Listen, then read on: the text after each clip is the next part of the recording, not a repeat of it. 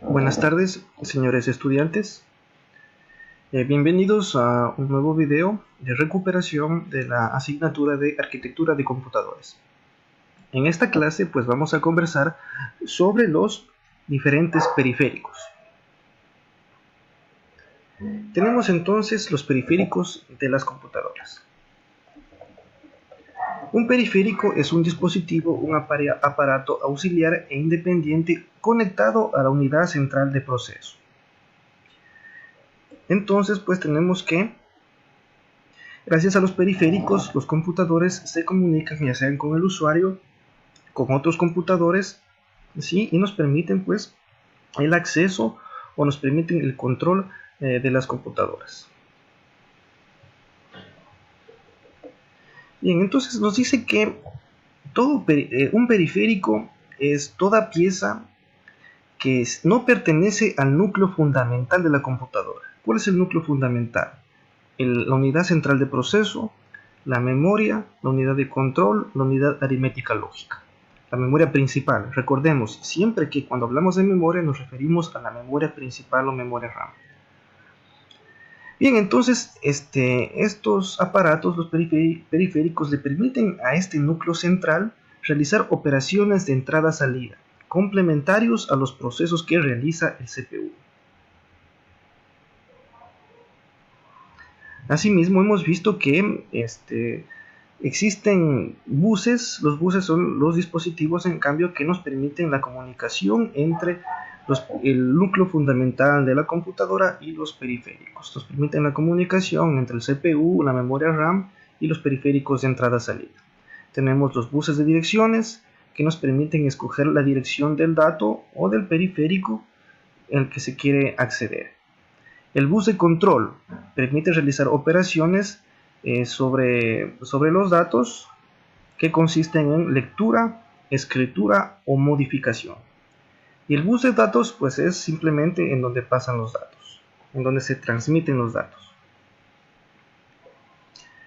Entonces, recordemos además que un periférico es un elemento no esencial de la computadora.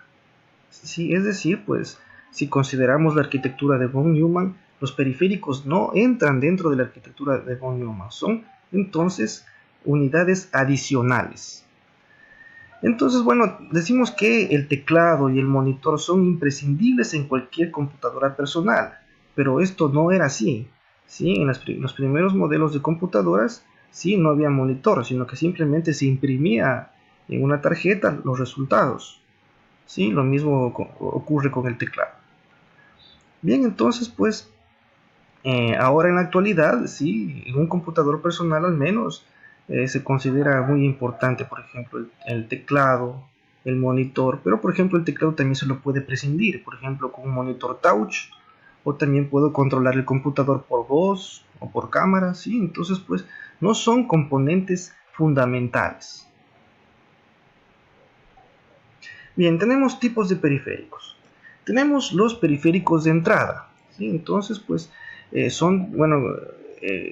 un concepto bastante sencillo, son todos los dispositivos que se utiliza para que la computadora adquiera información del mundo exterior. ¿Ya? Entonces puede venir del ser humano, puede venir de otra computadora, etc. Ejemplos de periféricos de entrada: el ratón, el teclado, micrófono, escáner, una cámara web, escáner de código de barras, el lápiz óptico. ¿Sí? Entonces con estos periféricos recibimos información. Periféricos de salida, ¿sí? Por ejemplo, monitor, impresora, fax, tarjeta de sonido, altavoz. Es decir, son todos estos dispositivos que el CPU envía información para comunicarse con el usuario. Tenemos los periféricos de almacenamiento. Tal vez suene un poco raro que el disco duro sea un periférico, pero recordemos, el disco duro no es un componente fundamental en la arquitectura de von Neumann. El disco duro se lo conoce como memoria secundaria, por lo tanto no es un componente fundamental. Y más bien entonces se lo considera como un periférico para el almacenamiento de los datos. Tenemos entonces periféricos de almacenamiento, el disco duro, disquetes, unidad de CD, unidad de DVD, el Blu-ray, memoria flash, cinta magnética, muy utilizado por ejemplo para guardar respaldos, la tarjeta perforada utilizada en los primeros modelos de computadoras, una memoria portátil USB, la memoria flash. Y finalmente tenemos los periféricos de comunicación que sirven para interactuar con otros computadores. Tenemos por ejemplo pues el fax modem, tarjeta de red, un hub o concentrador, un switch que envía los paquetes en una red de computadoras, un enrutador que nos sirve para conectar diferentes redes y decir, bueno, este paquete va por esta red, este paquete va por otra red, una tarjeta inalámbrica que nos permite, por ejemplo, conectarnos con el Wi-Fi, ¿sí? Una tarjeta Bluetooth, ¿sí? Para comunicaciones entre dispositivos de corto alcance. Entonces, bueno, tenemos